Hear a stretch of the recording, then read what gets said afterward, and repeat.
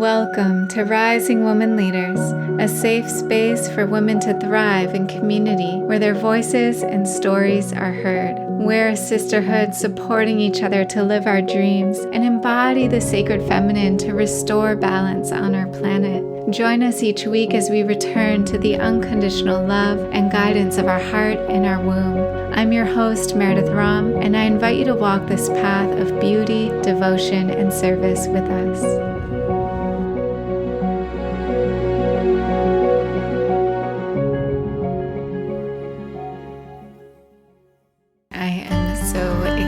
To finally share that our Eft Tapping Training is happening.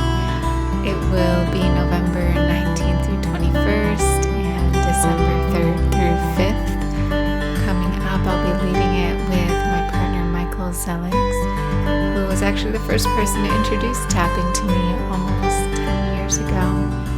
We'll be leading a webinar on November 12th. If you are listening to this after that date, no worries. I'll include the link to join us in the notes so that you can watch the replay. So the webinar is called Rewire Limiting Beliefs, an Introduction to EFT Tapping. We're going to cover just how EFT tapping really works, the different meridian points, and how to start using this self-healing tool right away, how the subconscious forms limiting beliefs, and how to rewire them with tapping, and how to use EFT for specific goals related to health, wealth, and love, as well as a guided demonstration to try the tool yourself, and an inside look at our upcoming EFT Practitioner training. So EFT is a fast and gentle way to discharge emotional distress, traumatic memories, and negative thoughts by tapping on meridian points throughout the body. It stands for Emotional Freedom Techniques, and it often works when nothing else has. EFT has helped me overcome fears and phobias and different body ailments and limiting beliefs around money or starting my own business, or really believing that my voice matters and I have something worthy to share. It has helped so much in my life to just come into the state where I've been in. And I've had many clients that I've been sharing this tool with ask me, how can I learn more? How can I go deeper into this technique? So for the last 6 months to a year, my partner and I have been designing a training for people to go deeper, both into their own healing and to be able to hold space for others. So over these 2 weekend trainings, we'll be covering the core principles of EFT tapping, how to use it to heal emotional and physical pain. We'll explain more about trauma and what is the fight, the flight, the freeze response, how the subconscious forms limiting beliefs, and how to rewire those limiting beliefs by accessing our subconscious, our procedural memory. We'll talk about working with clients, how to market your own practice, and tap into your intuition with clients.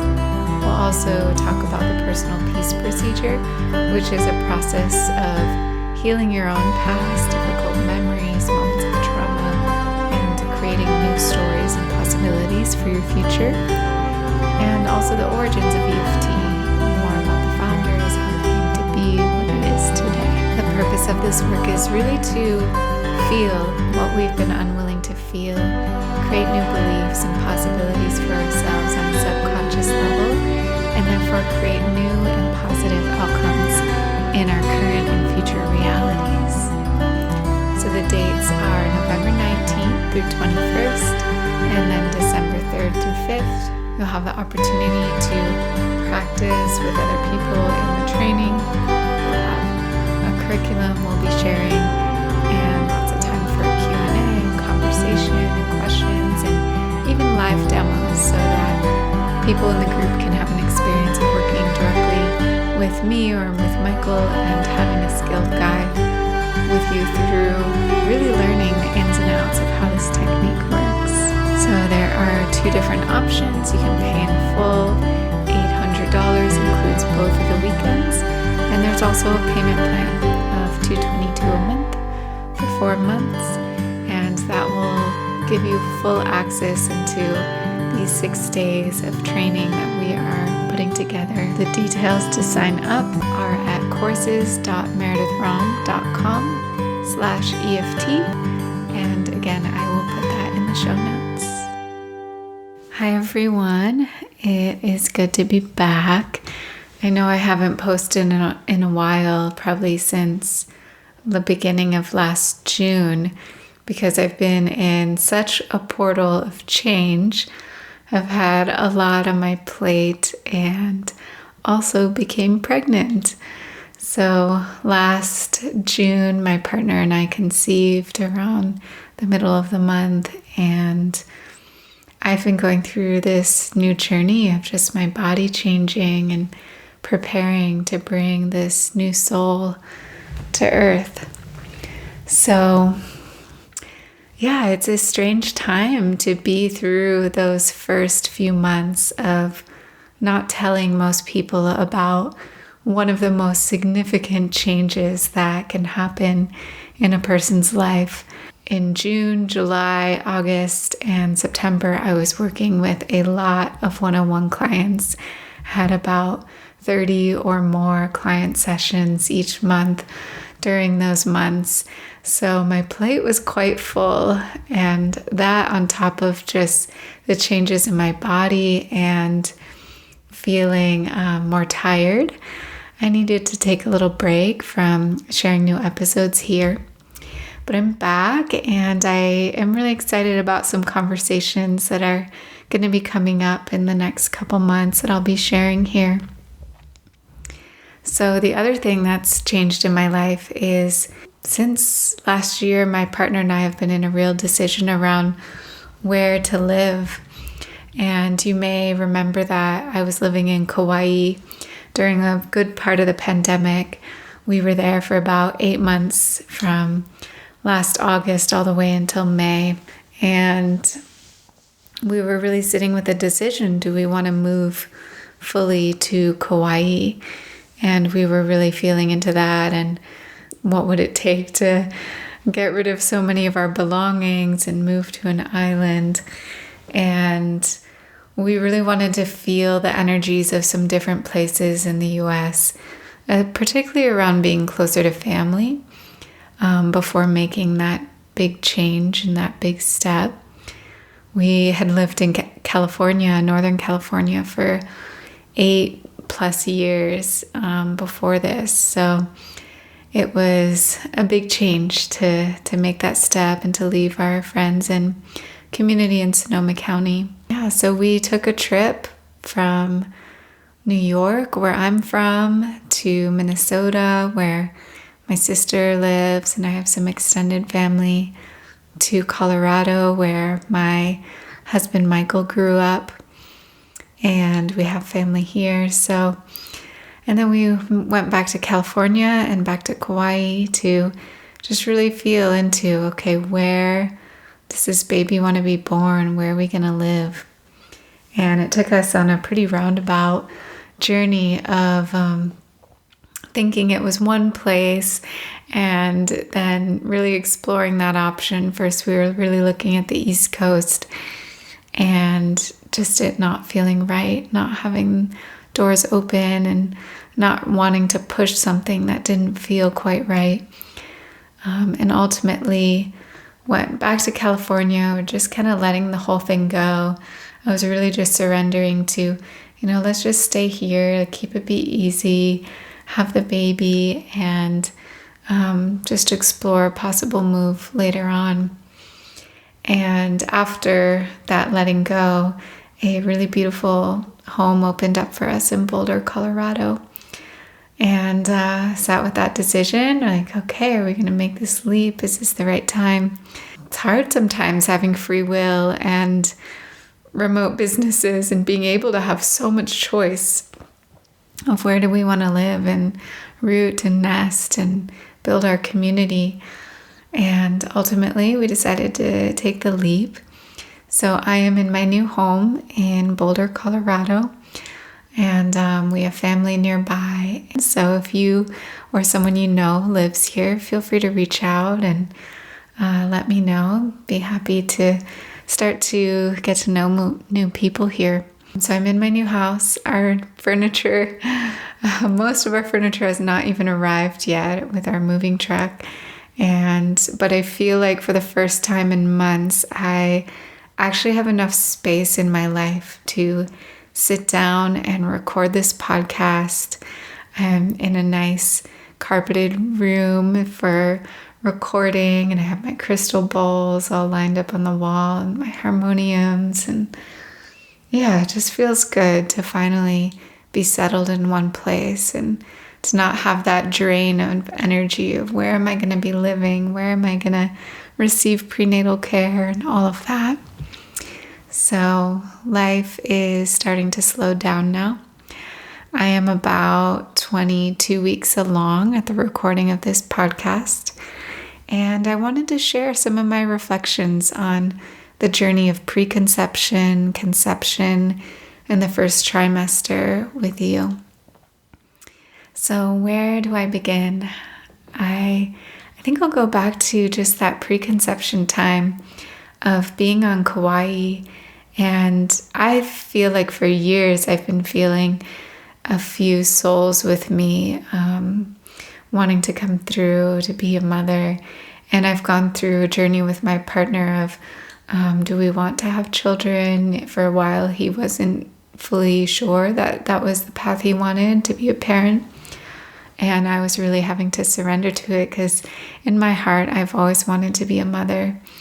But I knew that I was guided to be with Michael and that we were life partners. So I was just really surrendering to the right timing of when and if it would all come together.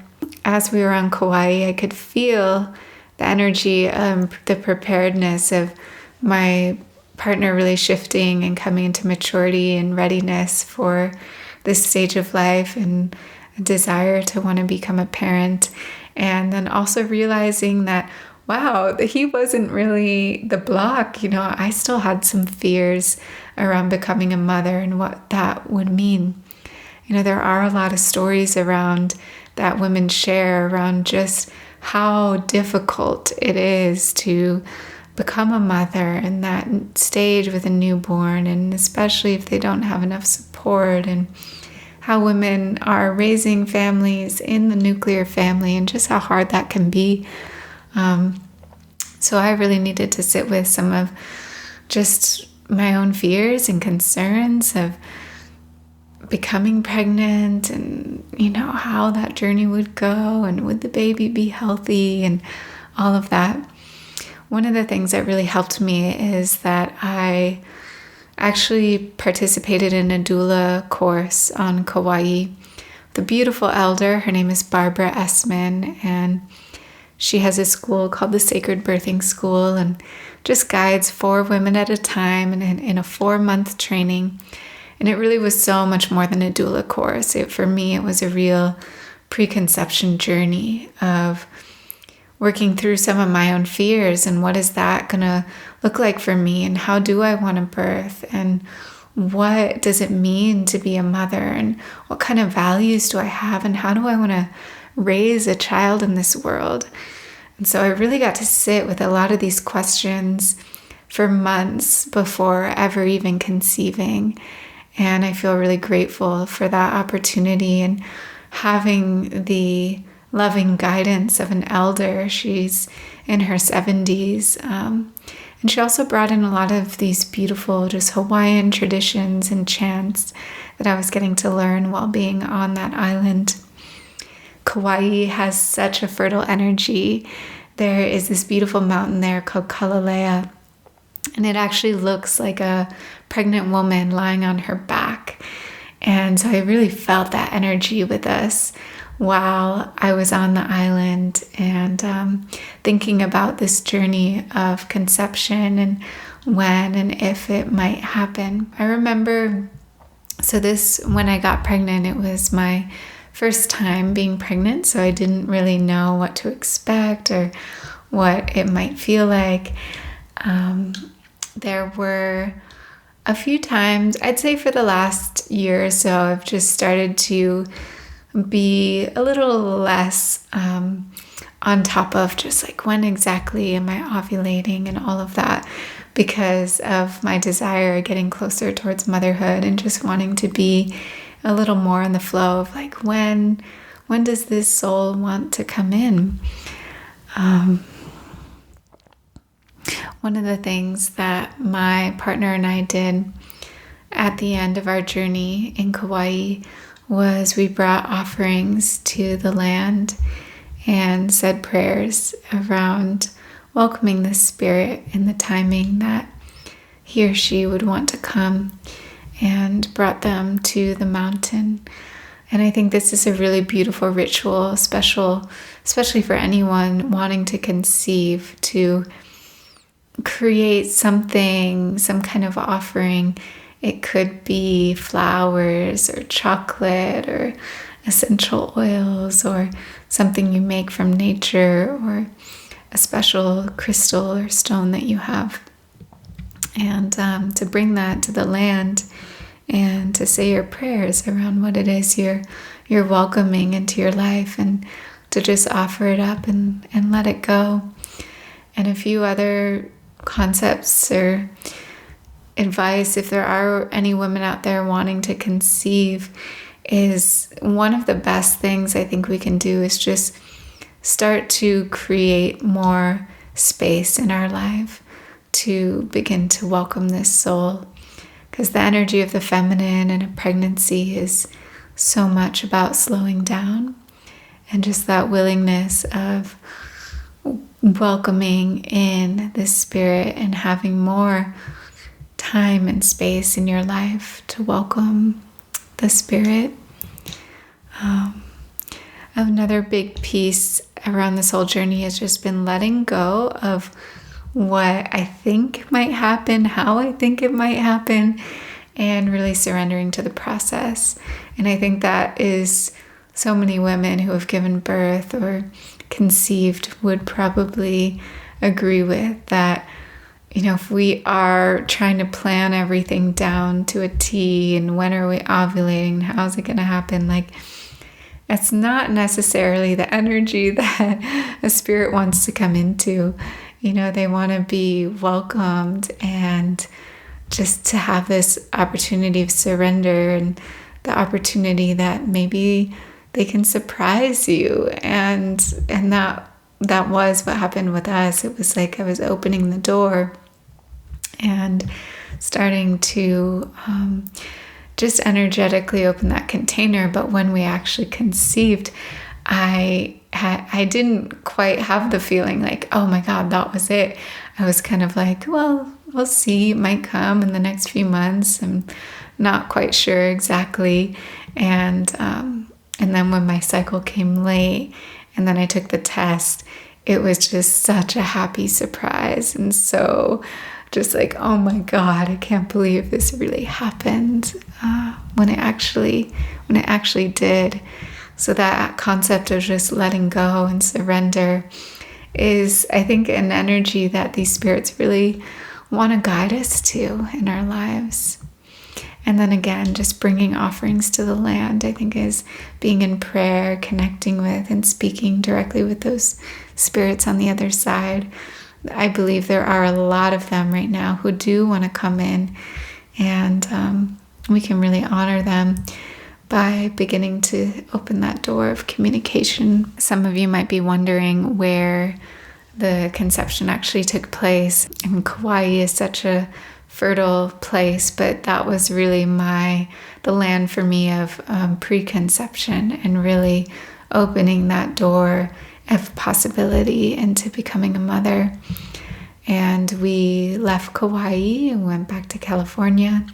And then we began this pilgrimage, this journey of looking for home. And the first place where we went was New York, where I grew up.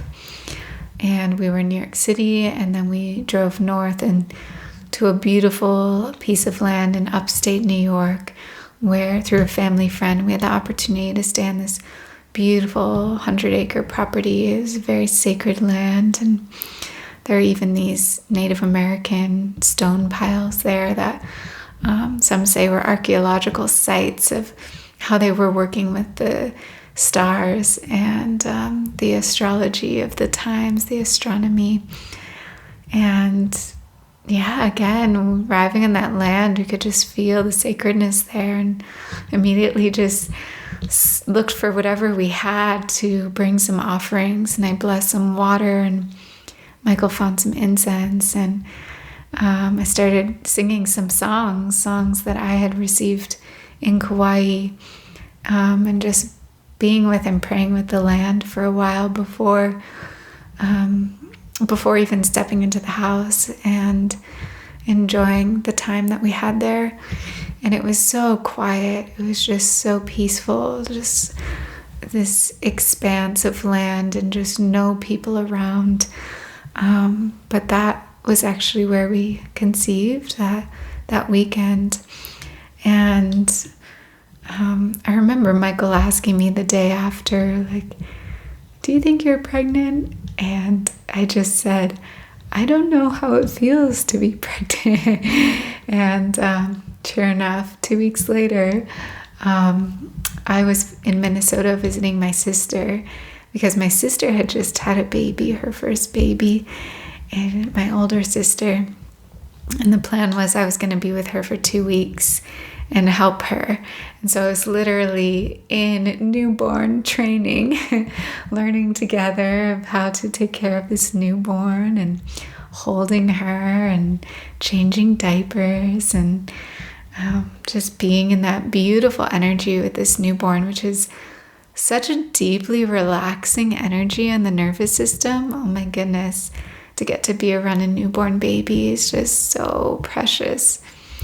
And it was right at the end of those 2 weeks with her that I took a test and it was positive. So yeah, I just remember that moment of finding out and just tears coming to my eyes, like this feeling of what a miracle conception is. It is such a miracle to think that somehow, like,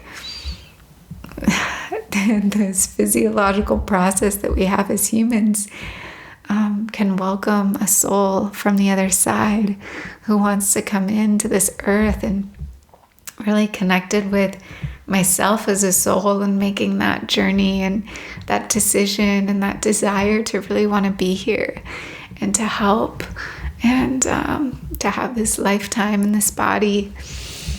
And yeah, so after that, Michael and I continued on our journey of exploring possibilities of home from Minnesota and then to Colorado, Boulder and Denver, and then back to California and then back to Kauai. So some things I noticed as my pregnancy went on were mostly just tiredness. I found out that, like daily naps became something that I really needing to slow down and just take things off my plate as much as I could. And just taking good care of my body and eating well. Something I noticed pretty early on was just how my hormones started to shift. And I'm someone that would usually notice after ovulation a few days of feeling a little more depressed, a little more down, a little more sad before my menstrual cycle would come. And then my menstrual cycle would come and there would be this release. Often I would have a big cry or something, and then the cycle would begin again of, elevating into from that energy of the crone and being in menstruation to the maiden and having more energy, and then building into ovulation and that mother energy of being fertile and having a lot to give. And then that energy of what some may call the wild woman or even the queen, of just really seeing the things in our life that kind of bother us or maybe make us angry or maybe make us feel down or depressed. And that's the time of shedding and letting go, which then leads into the menstruation. So not having a menstrual cycle, I did notice my moods, instead of being in that flow from maiden to mother to wild woman to crone, I was more in a stable kind of mother energy place of feeling generally pretty content and stable in my moods, which was very nice and welcome. Especially I've been studying Vedic astrology this year, and I had been going through a phase called K2. And K2 is a phase of almost like turning very inward, spiritually centered. And for me, just like almost felt like leaving the world a little bit, and sometimes having little bouts of depression, and so coming into pregnancy and these shifts in my body, I just noticed right away a shift of just like feeling a general sense of contentment, feeling a deeper sense of purpose. Some things that I didn't expect. So everyone says like the first 3 months, nausea is really a thing. I honestly didn't really get nausea until later on. I was getting to about like that 10, 11 weeks, like, almost through the first 3 months. Seems like I didn't really have that nausea thing. But that's when it started for me, and probably lasted until about, it was like 10, 11 weeks, all the way to 16 to 18 weeks. And those were the first few times when I actually had to throw up and all of that, and which I didn't think was going to happen, and it did. But it helped me get over some of my fears, and I realized, wow, okay, I feel a lot better after this. With food, mostly what I didn't expect is just having to eat so often, like having smaller meals throughout the day. And a lot of times, if I was feeling a little bit nauseous, I could eat something and then it would go away. Or I was also supplementing with some really nice salts. Some of the different supplements I've been taking have just been a prenatal vitamin.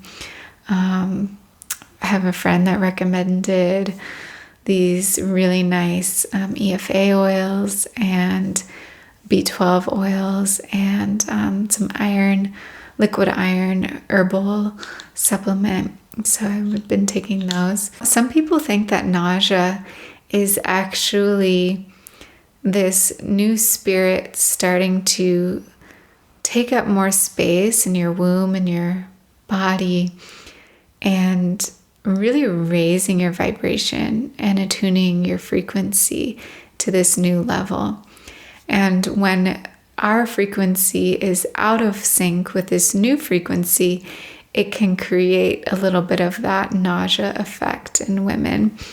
So resting, drinking salts, having juices, coconut water, healthy food. I ate a lot of fruit the first few months. My body just craved all kinds of fresh fruit, and it was the perfect time of August and September when it was really in the harvest season. And for some of that time I was in Kauai, and it was mango season and dragon fruit season and all papayas and all the delicious fruit I was getting to have. And even going back to California, it was just like figs and strawberries and blueberries and peaches, and my body just like really craved fruit.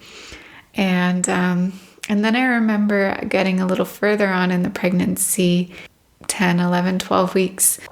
I remembered asking my dreams, is there anything that I'm missing in my diet that could be helpful, and or that the baby needs?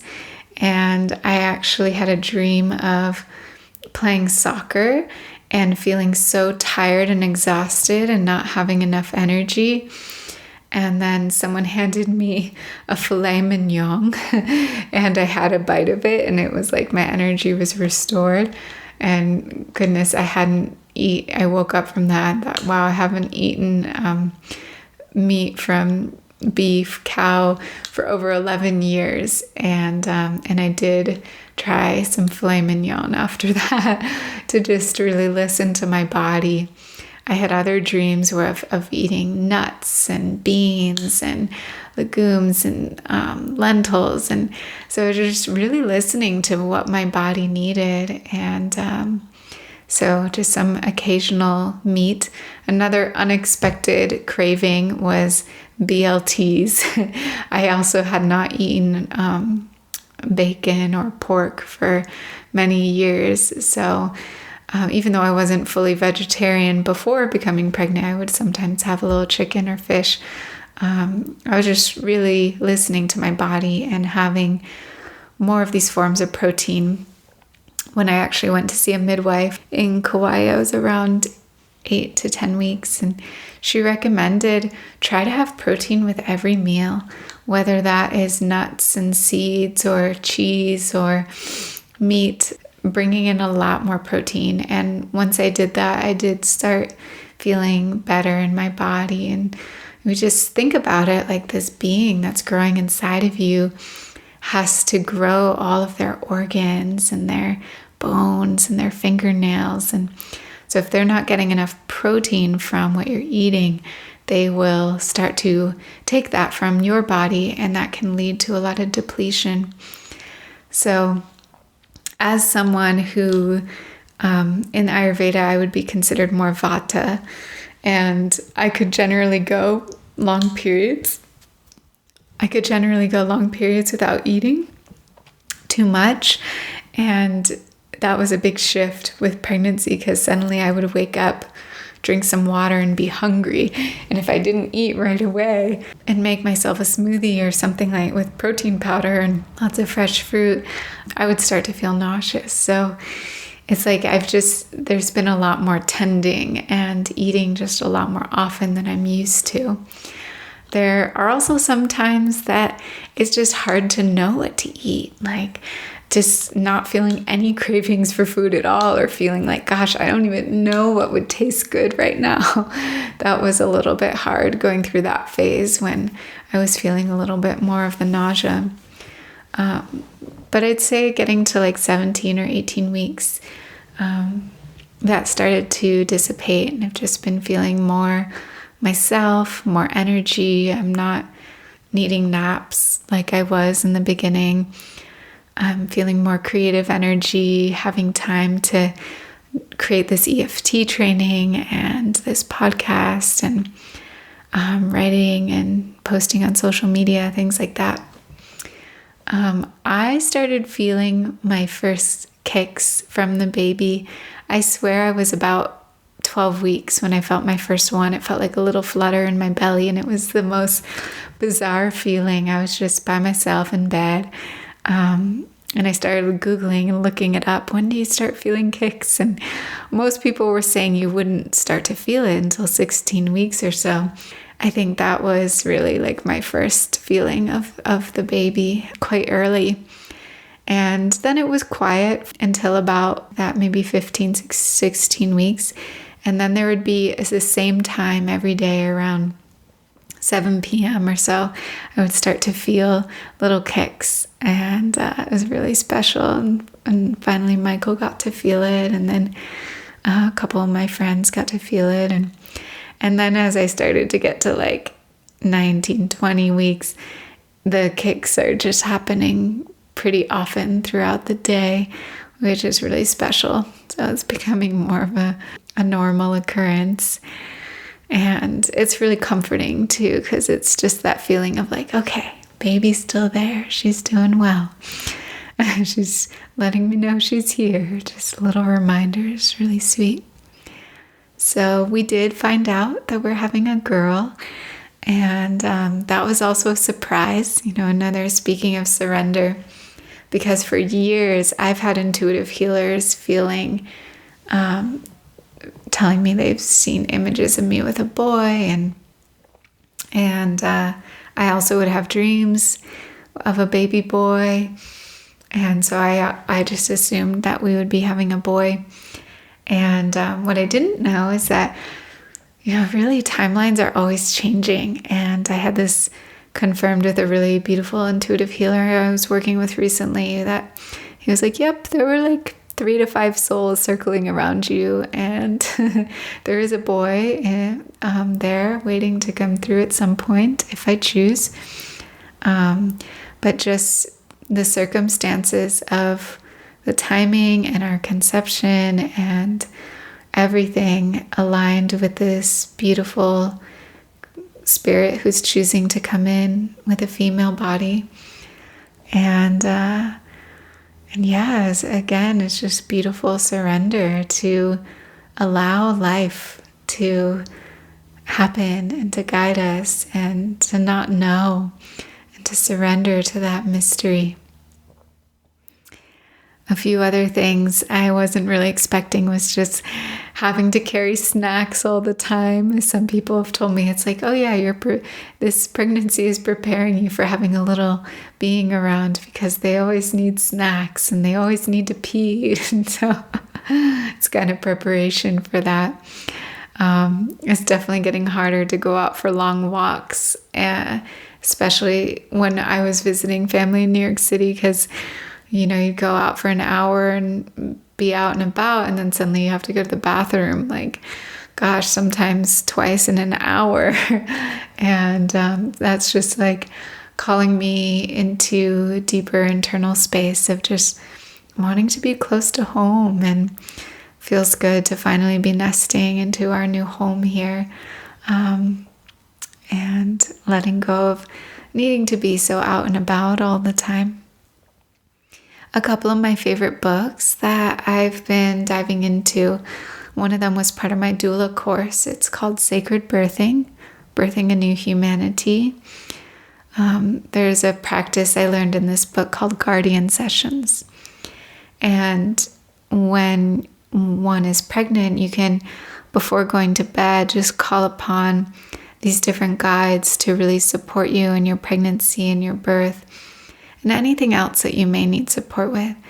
So the way it works is we just call upon, I welcome the devas of creation, the medical experts of humanity, the nature kingdom, my baby's highest blueprint, my baby's higher self, my partner's highest self. And you just call them in and feel them with you, supporting you, listening to you. And then you speak anything you need to speak before going to bed. And just allow those guides to work with you and on you while you sleep, helping align you. And so I was praying a lot with when we were looking for our home to connect with these guides and to be aligned in the most the highest alignment for this child and for Michael and for all of us.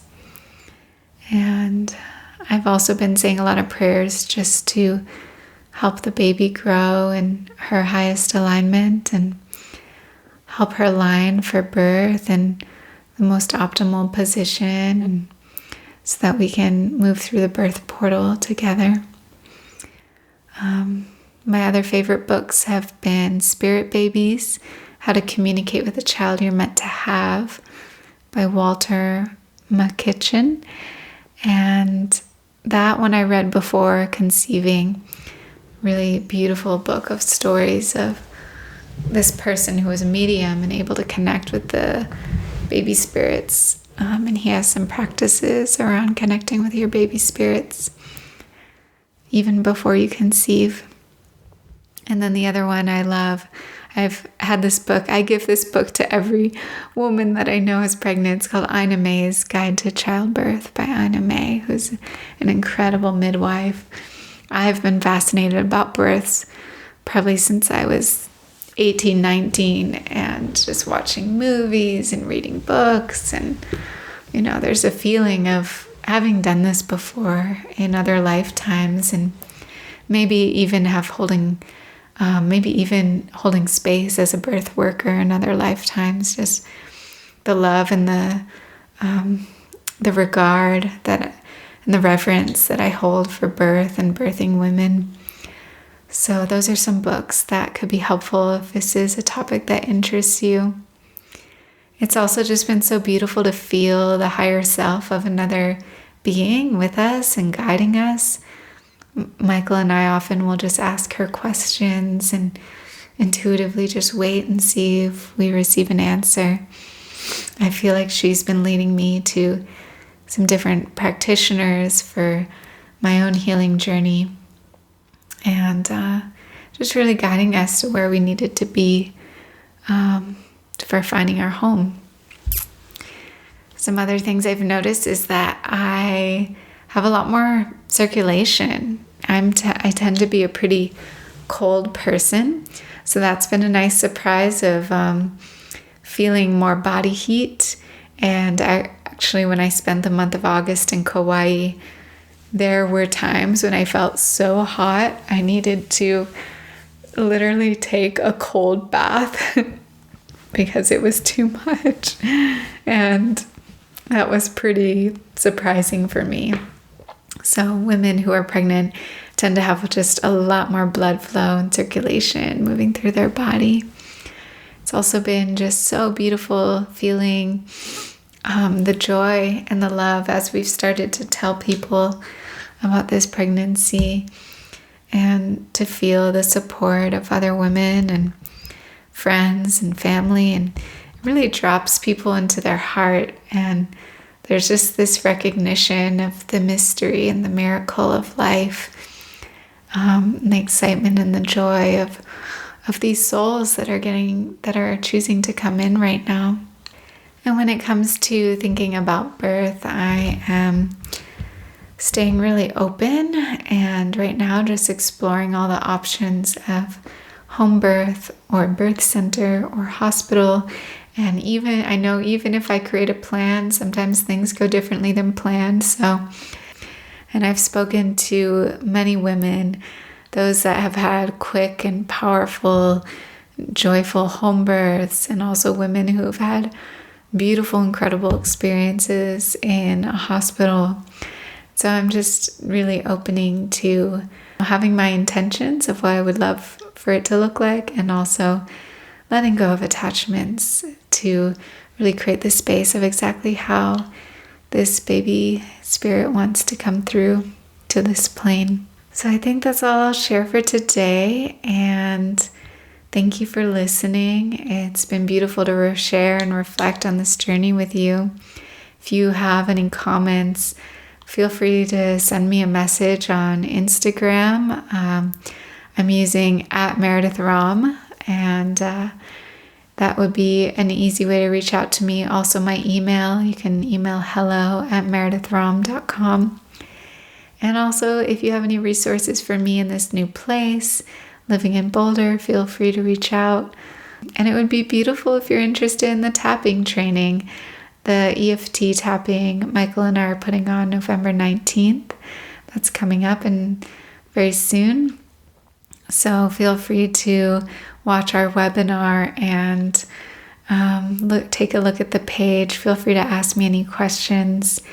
And I look forward to sharing more with you on this journey of becoming a mother. So thanks for being here, and stay tuned for more episodes coming soon. Thanks so much for taking the time to listen to this episode. If you liked it, share it with a friend or leave us a review on iTunes. You can also follow along on Instagram @Meredith Rom, and sign up for email updates at risingwomanleaders.com to be sure to receive all the new and inspiring content. Thanks again for being here. It's an honor to walk this path with you.